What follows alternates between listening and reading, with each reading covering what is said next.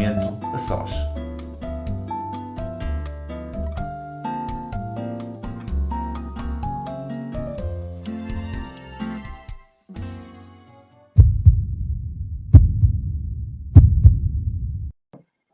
Olá a todos, sejam bem-vindos ao último episódio do podcast Momento a Sós. Ao longo das últimas semanas tivemos aqui umas conversas informais, intimistas, com figuras bem conhecidas de todos nós. E hoje, para o último programa, eu tinha que ter a minha convidada presente. Não faria sentido para mim ter esta série de programas sem ter a minha convidada aqui presente, e já vou desvendar quem é, e já vou contextualizar também. É um prazer enorme para mim contar com a Júlia Pinheiro neste podcast. A Júlia Pinheiro dispensa apresentações, é das caras mais fortes da televisão portuguesa nos últimos anos, um rosto muitíssimo forte da SIC, e para mim é extremamente especial, e eu vou agora contar um episódio que eu acho que nunca falei até com a Júlia sobre isto, e até vai ficar a saber pela primeira vez, apesar de ter passado connosco. Há uns anos atrás eu tive a sorte de poder ir apresentar o meu primeiro livro às Queridas Manhãs, ao programa da Júlia Pinheiro. Na altura a Júlia Pinheiro era a diretora de conteúdos da SIC, e lembro perfeitamente que no fim do programa a Júlia disse algo do género: gostei muito desse sotaque, há de voltar cá outra vez. E eu confesso que na altura tive aquele pensamento de, ela diz isto a todos. Confesso, eu acho que nunca contei isto à Júlia. E pensei isso. E tanto é que eu saí da SIC, fui para o meu carro, e quando cheguei ao carro, veio o Ivo, que ainda trabalha consigo, o Ivo Geraldes, assim muito depressa, até comigo, e dizer: olha, não sei se ouviu o que a Júlia disse, ela vai querer mesmo que volte cá. Eu disse: sério? Portanto, foi mesmo, para mim, foi muito engraçado. Acho que nunca lhe tinha contado esse episódio. E estou-lhe eternamente grato, porque a Júlia abriu umas portas da televisão e da comunicação social e mudou muito a minha vida profissional, porque passei a ter uma exposição completamente diferente. Portanto, muito obrigado de coração. E isto para explicar que, para além de toda a admiração que tenho do ponto de vista profissional pelo seu trabalho, tenho esta admiração pessoal também, e, portanto, para mim não fazia sentido terminar este podcast sem ter a sua presença aqui. Muito obrigado mesmo por ter aceito este convite. Muito obrigada. Eu é que agradeço. Aliás, volto a dizer que o sotaque continua igual. E obrigado. Muito saboroso, e continuo a achar aquilo que achei na altura, que é simples e que é óbvio, é que estamos em presença de alguém que tem uma enorme capacidade de comunicação, uma enorme empatia e, sobretudo, que põe muita verdade naquilo que quer passar, as suas mensagens.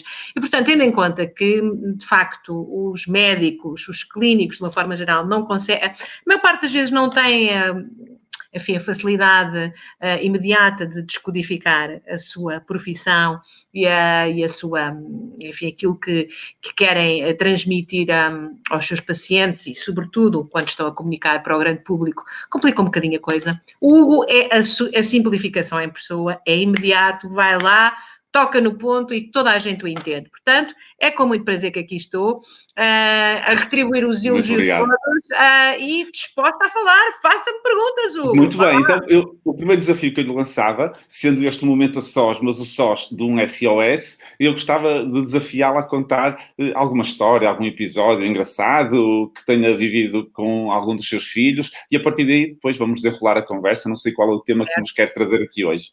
Bom, eu posso começar os filhos são sempre a grande incógnita, principalmente quando não se tem experiência nenhuma. Portanto, eu sou mãe, vai fazer em breve 32 anos e...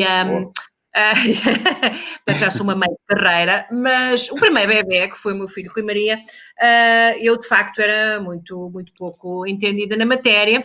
E logo nos primeiros dias de vida dele surgiu uma questão complexa.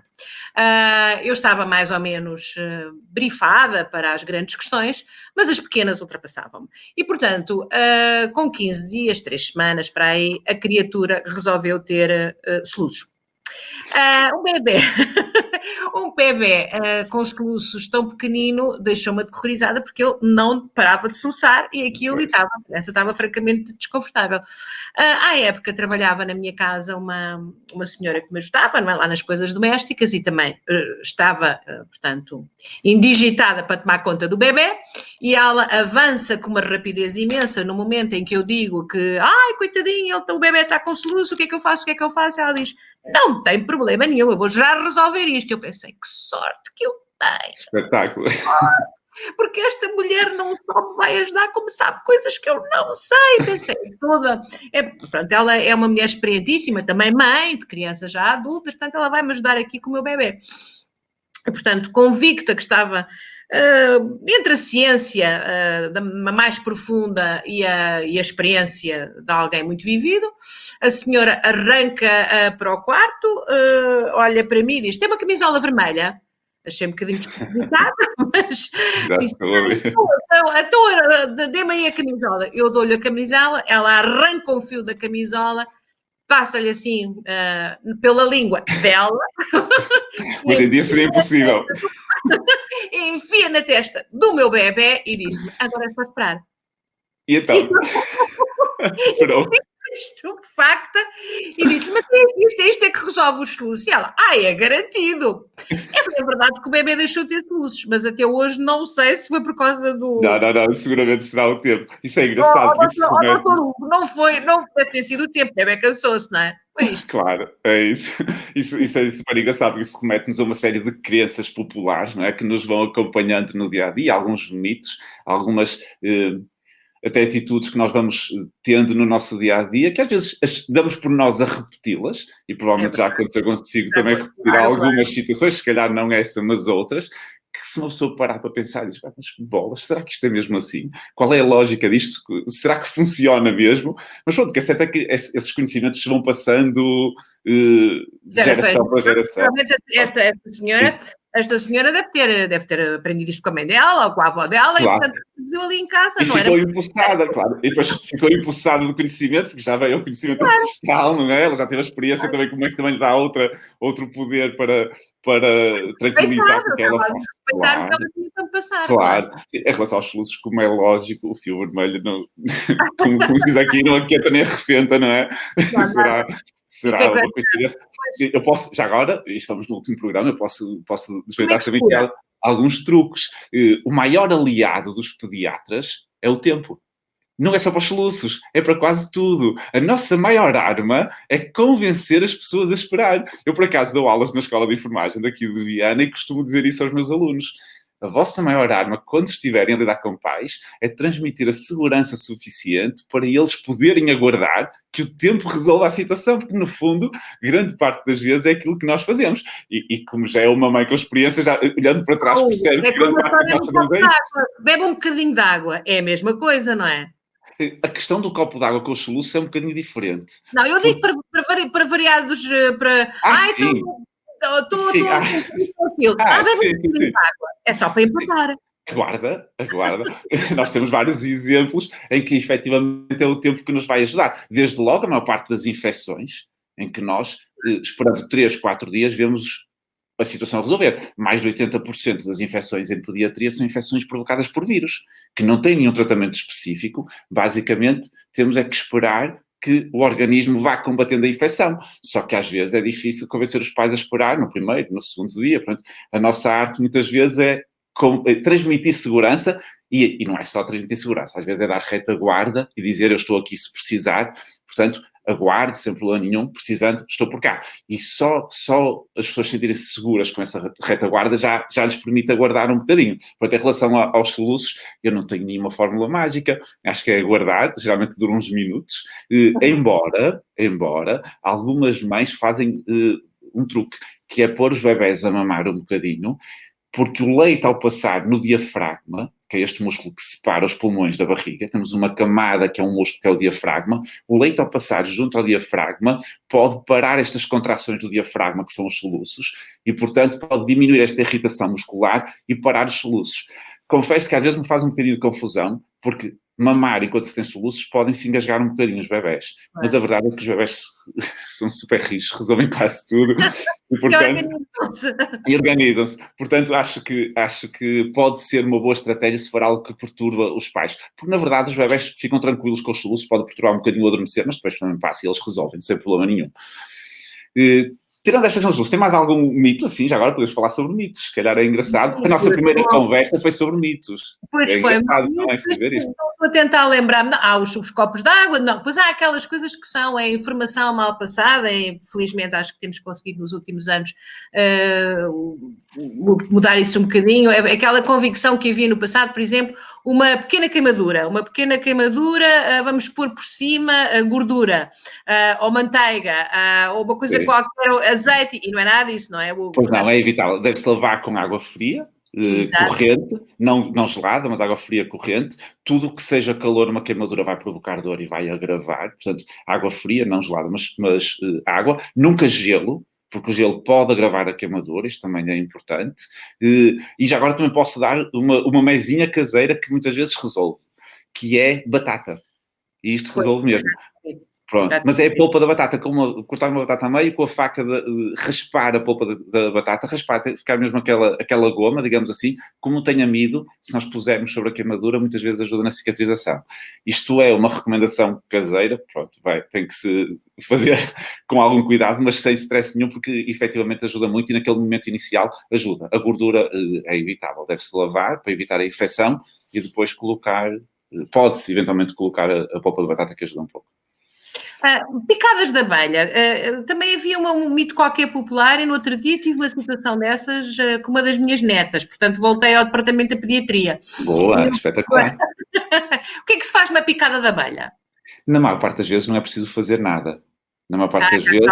O tempo. Já está, lá está. Não, acho que se deve dar alguma medicação para as dores, como é lógico. Pode-se dar... Não, pode-se dar um antihistamínico para a comichão, porque geralmente dá comichão com inflamação, e à partida não é preciso fazer mais nada. Há quem tente retirar o ferrão, antigamente se punham umas moedas para ajudar a puxar mito. ferrão. Eu não sei se tem algum fundamento ou não sei se terá alguma propriedade magnética que pudesse ajudar a extrair o ferrão, penso que não. Na maior parte das vezes não é preciso fazer nada, é desinfetar.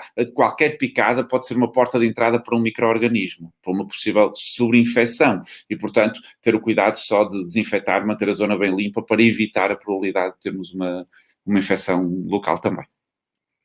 Muito bem. Me diga uma coisa, já agora, em relação aos mitos, era uma mãe que tinha receios com os banhos, depois de comer, cumpria aquelas horas, de não dar banho logo a seguir a comer?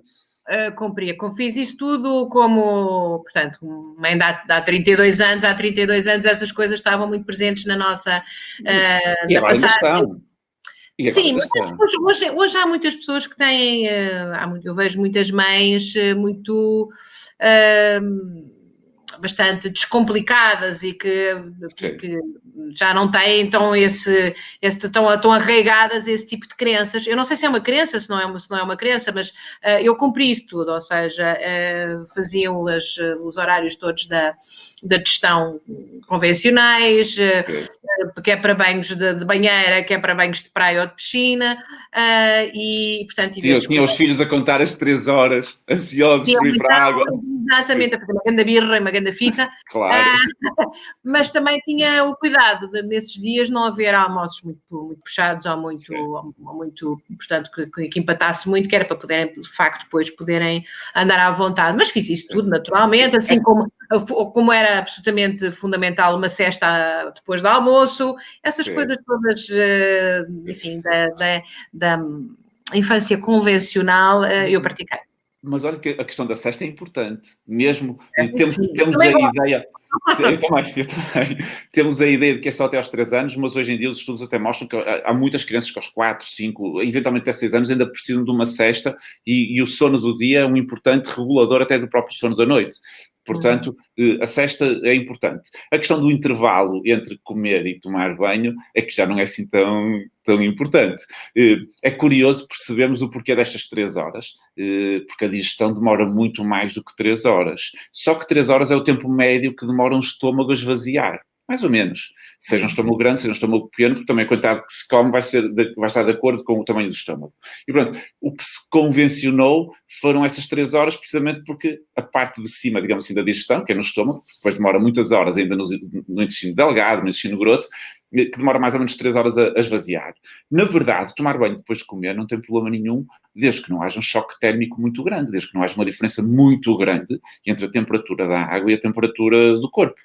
Isto porquê? Nós quando iniciamos o nosso processo de digestão, o sangue vai se concentrar no estômago, nos intestinos, precisamente para ajudar nestes processos todos que gastam energia, que requerem uma grande atividade das nossas células. Se eu entrar em água gelada nesse momento, o que vai fazer o organismo é perceber que eu estou a perder muito calor para a periferia. E como estou a perder muito calor, vai rapidamente transportar mais sangue para a pele para levar calor. O sangue é como se fosse um veículo. Transporta nutrientes, transporta oxigênio, transporta produtos que são para eliminar, mas também transporta calor. E, portanto, vai rapidamente levar muito sangue para as células para aumentar a produção de calor na pele. E ao aumentar a produção de calor na pele, nós vamos deslocar o sangue que estaria no estômago e nos intestinos para fora desse local. Se nós estamos num processo digestivo, isto pode causar desconforto, pode causar dor de barriga, eventualmente pode causar alguns vômitos e condicionar um pouco a nossa eficácia digestiva, digamos assim. Portanto, se houver um choque térmico grande, é evitável. Agora, na verdade, um banho em casa não há um choque térmico grande nenhum. É o contrário. Exatamente. Um banho que seja dado com água mais ou menos à temperatura corporal, não tem que ser rigorosamente os 37 graus, mas mais ou menos à temperatura corporal, não tem problema nenhum e pode ser dado imediatamente depois de comer, pode ser dado meia hora depois, 1 hora depois, 2, depende, não há problema nenhum, até se pode comer enquanto se está no banho, portanto, não haverá problema nenhum. Portanto, acaba por ser mais mito propriamente do que verdade também. E as correntes de ar assustavam, não? Enquanto mãe? Não, isso das correntes de ar não partilhei. Não, eu a determinada altura, eu acho que como todas as mães, o primeiro filho é um mistério, não é? Claro. Depois é um mistério, o menino é mais ou menos feito de cristal, é pousado com todo o cuidado nos sítios, é transportado numa redoma de vidro. Se bem que eu fosse relativamente, não direi despreocupada, mas não fazia daquilo assim um grande bicho de 7 cabeças e ele era muito fácil, bem Sim. dizer, o meu filho foi muito fácil. Portanto, não, muito. Portanto, não deu problemas nenhums, aquilo correu sempre tudo muito bem. Quando nascem duas filhas ao mesmo tempo, não é? Portanto, ou uma depois da outra, portanto, 2 bebés. Eu fiquei a determinada altura com um rapazinho de 4 anos e 2 bebés recém-nascidos. Portanto, aí, então, não é descomplicação, vamos despachar que não temos tempo para estar aqui com muitas considerações, outras que não seja o sentido prático. Claramente, portanto, a necessidade aguçou o engenho, não é? Como se costuma dizer. Portanto, comecei a despachar-me muito e, portanto, caiu, levanta, tem uma coisa no joelho, põe-se um penso rápido, não há correntes de ar, mas convém levar um casaco, sim, podes fazer as asneiras de vez em quando, posso contar uma andota, por exemplo, que eu não sei se fiz bem, mas já agora aproveito para dizer, houve uma noite, em minha casa, como em todas as casas, usam-se aqueles desinfetantes para se ter dentro da sanita, o WC-Pato, estava muito em voga à época, portanto estamos a falar há 25 anos, para aí, que as minhas filhas já têm 27, e portanto 25 anos atrás eu fazia um programa chamado Noite à Má Língua. Sim. E então estava eu na SIC a fazer o programa Noite à Má Língua, lá com a minha gente, e o meu marido ficou em casa, com as gêmeas e com o Rui Maria. Entretanto, as gêmeas acharam fascinante ir à casa de banho e quando viram o autocolismo a despejar a água do WC-Pato azul... Pois, era super atrativo. Beberam a água da sanita com o WC. E, portanto, apareceram junto do meu marido, depois as duas, com aquele ar de patinho, não é? As duas assim muito pequeninas ainda, 2, 3 anos, muito patinho assim as duas atrás, com o meu filho aos gritos à frente a dizer-me, pai, as gêmeas têm a boca azul. Pois, O meu marido ficou em estado de choque, não é? Muito aflito, o que é que eu faço? O que é que eu faço? Liga para mim, que estava quase a entrar no ar, e diz-me, elas beberam água da sanita. Eu acho que isto é o WC Pato, e, portanto, o que é que eu faço? Vou para o hospital para elas desintoxicarem, uma coisa qualquer. E eu, pragmaticamente, o que se calhar aqui, estiquei-me. Mas pronto, lembrei-me que aquele azul era azul metilene, que é um desinfetante. Sim. Pois é. E pensei, não deve ser muito grave. E disse, dá-lhes um bocadinho de leite. Ficou leite azul. Não, fez bem. Elas ficaram ótimas, não houve problema nenhum, embora eu tivesse feito o programa um bocadinho em sobressalto. Claro, imagino. Fez bem. Hoje em dia, eu aconselhava uma coisa um bocadinho diferente, e já agora, vou deixar este conselho aqui a quem nos está a ouvir, que é ligar nestas situações sempre ao centro de intoxicação de antivenenos. Na altura não havia. Na altura não havia. E não sei que correram riscos. Não, mas é importante, já agora, as pessoas deviam ter todas no telemóvel, os pais e as mães, o número, porque é um serviço do INEM, são médicos que atendem qualquer tipo de intoxicação, seja com químicos, seja com medicamentos, seja até com produtos naturais, flores, o que é que seja, faz sentido ligar, porque há algumas situações muito específicas que podem exigir um tratamento especial. Em relação ao WC Pato, não, porque não, é um detergente, elas não terão bebido muito, aquilo não deve saber bem. Não, eu lembrei-me, mas veja lá como as coisas são. Eu lembrei-me que eu em tempos tive um grande aquário cheio de peixes tropicais. E sempre que havia problemas de alguma natureza de equilíbrio ambiental do aquário, o que me diziam para eu fazer era para pôr um bocadinho de azul metileno. Eu limpava os inclusivamente o azul de metileno é um antídoto que nós usamos em situações particulares de forma injetável. Portanto, eu fui por isso. Ficou um bocado mais azulado e uma urina azulada, portanto, é mesmo. Não fez mal. E esse tipo de detergentes não são cáusticos, portanto, à partida não tem risco, até porque, como o sabor não é muito bom, é atrativo à cor, o cheiro, mas depois quando se mete à boca o sabor não é bom, portanto, também nunca ingerem muita quantidade. Portanto, acho que fez bem, com toda a sua sabedoria de mãe de segunda e terceira viagem juntas, não é? Acho que já estava cheia de andamento. Acho que fez muito bem. Infelizmente, o nosso tempo está a chegar ao fim. Isto foi super, super rápido. Foi mesmo um gosto enorme voltar a conversar consigo, relembrar aqui as nossas conversas. Eu fiquei muito feliz, Hugo, muito, e fico contente por este podcast existir e por o Hugo estar aí cheio de coisas para fazer, porque é um grande pediatra e é um grande divulgador destas coisas que tranquilizam e ajudam de facto a dar maior qualidade de vida às famílias, porque quando vivemos tranquilos em relação aos nossos filhos e sabemos que temos alguém para ajudar, fantástico. Portanto, parabéns mais uma vez, Hugo. Muito obrigado, Júlia, foi mesmo um prazer de coração e agradeço a sua disponibilidade, a sua pronta disponibilidade para participar aqui e muito obrigado por tudo o que me fez chegar aqui, que eu devo também assim, como já revelei há bocadinho. Não, é para isso que nós servimos, é para mostrar quem tem valor. Beijinhos, Hugo! Muito obrigado, um beijinho. Da saúde! Muito obrigado. Quanto a si que está em casa, foi um prazer partilhar estes momentos consigo ao longo das últimas semanas. Infelizmente, chegou ao fim esta temporada. Quem sabe para a frente façamos mais uma ou outro projeto diferente. Foi muito bom para mim poder pôr em prática esta ideia que já estava no armário há algum tempo.